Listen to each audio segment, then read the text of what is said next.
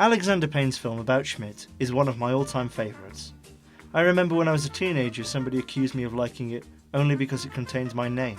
You got me, that's why I don't like Carlito's Way. In fact, only the other day I was thinking, wouldn't it have been better if Meryl Streep was in Schmidt's Choice? And what a different film it would have been if it had been called Saving Private Schmidt. The reason that my friend back then levelled this peculiar charge on me was because he, like many others I've spoken to about this movie, didn't really like it. About Schmidt really seems to divide people, with a lot of people saying that it's boring and that nothing happens. Which is kind of fair. Nothing really substantial seems to happen. Really, it's just about a recently widowed retiree who goes to visit his daughter and future in-laws as they prepare for her wedding. Doesn't sound exciting, does it? Now, I think it's important to say that I don't usually like films that contain weddings. You know how many weddings I get invited to every year? That's right, 0. I'm not the sort of person you want at a wedding. But this is different. It isn't so much about a wedding being a joyous occasion, as it is about a wedding being a milestone on your slow march towards death.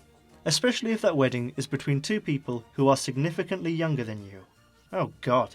The reason I like it is because it's a window into an average, relatable life, made real by Payne's subtle and perceptive direction and Jack Nicholson's wonderful performance. What really means something, Warren, is the knowledge that you devoted your life to something meaningful, to being productive and working for a fine company. Hell, one of the top-rated insurance carriers in the nation, to raising a fine family, to building a fine home, to being respected by your community, to having wonderful, lasting friendships.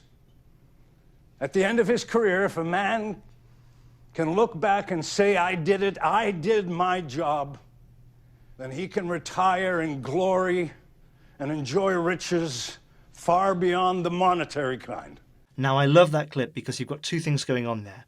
You've got Jack Nicholson's face, which is full of micro-expressions as he listens to his friend, but you've also got the slow track in. And that sort of camera movement creates meaning. And you can only do that if, like Alexander Payne, you know what you're doing. And I really think he does.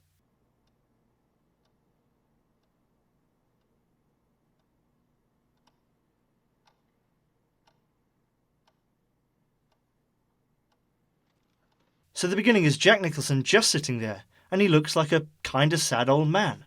This is the guy who was in The Shining. This is an immensely cool icon. And yet, he's that old man, sitting there waiting for his retirement.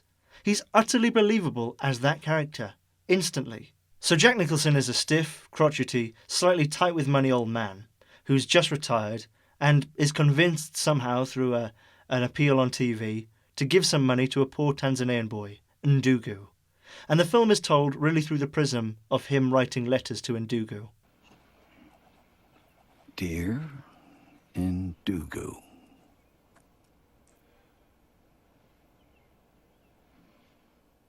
my name is Warren R. Schmidt, and I am your new foster father. So early on we discover that Nicholson's character, Warren Schmidt, didn't really want to retire, and he discovers that he has no legacy.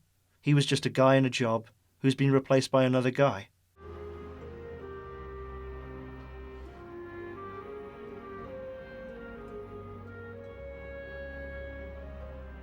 But that gap in his life is kind of filled, somewhat, by his pompous but well-meaning letter writing to Ndugu, which gives him an opportunity to vent. But I could tell right off that he doesn't know a damn thing about genuine real-world risk assessment, or managing a department for that matter, cocky bastard.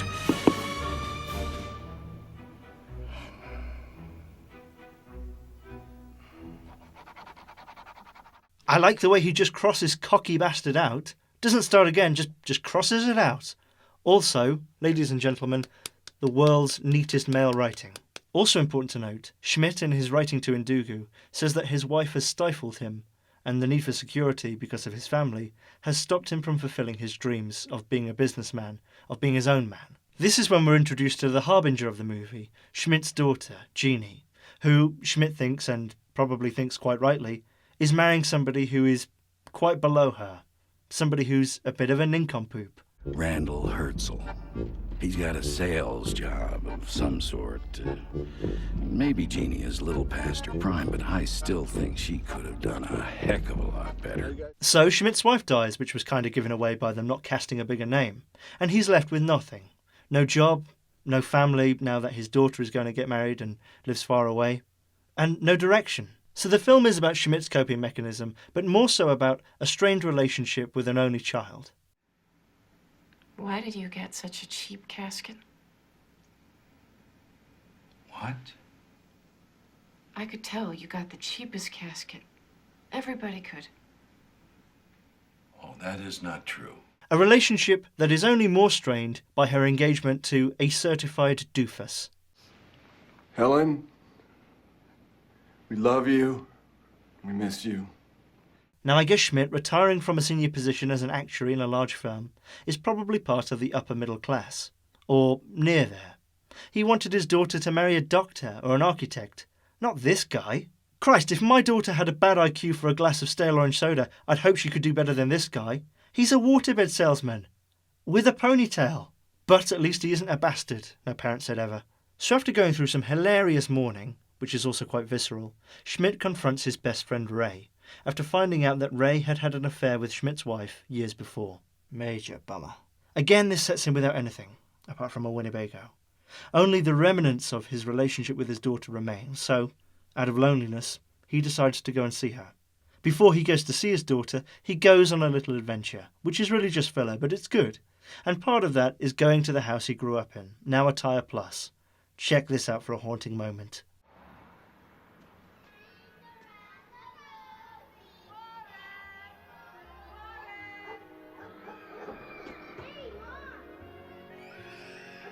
Mommy loves you, Warren. Yes, she does.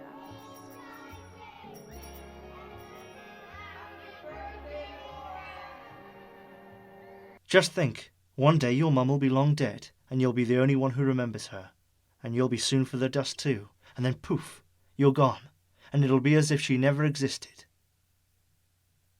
Sometimes I bum myself out. Also on his travels, Schmidt meets a nice but slightly weird couple, and just check out Nicholson's face here.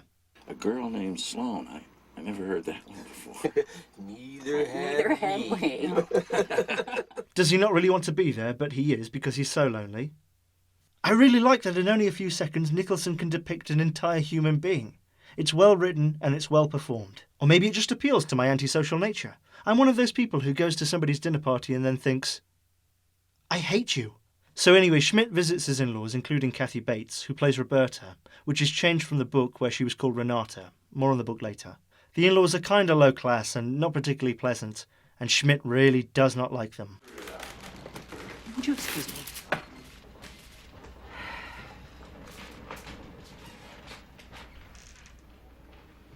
What is your fucking problem? Don't you have enough to deal with? Well, that's why I offered to come over and help. You know, I am trying to help. Well, this is no help.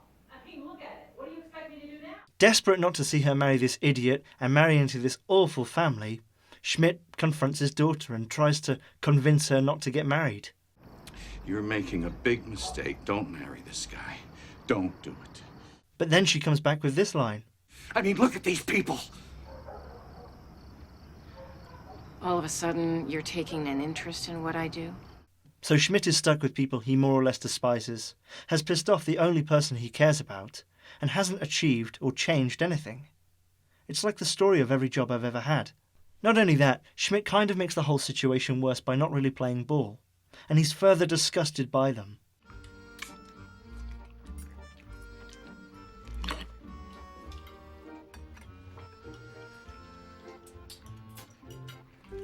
So Schmidt really just has one more opportunity to make his voice heard, at the wedding. And check this out, for the worst singing at a wedding ever. Longer than there been fishes in the ocean, higher than any bird ever flew. Or maybe this. A man shall leave his mother, and a woman leave her home.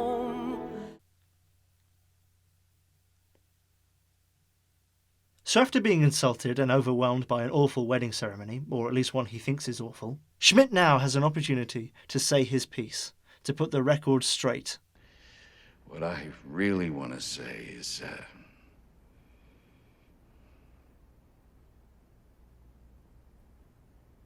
thank you to you, Randall, for taking such good care of my daughter, especially recently with our loss. I just want to say on this special day, this very special day, that I am very pleased. Ooh, my. He came close there, didn't he?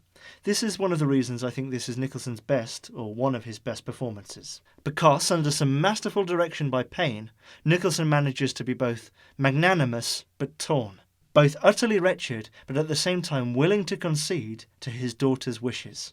He knows, or he thinks he knows, that his daughter is making a mistake. But he can't do anything about it. He's marginalised. It's not about him, it's about her. He knows that his opinion isn't relevant anymore, and saying something isn't going to persuade her. It would only be a selfish act. So, feeling worthless and sidelined, Schmidt returns home. But then there's the end. If you haven't seen the movie, I'll let you check that out for yourself. So a final word about the book of the same name, which I have read. It's a different tone and a different story, and even though it's a bestseller, I really don't think it's worth looking into, even if you are interested. But obviously, definitely watch the film if you haven't seen it already.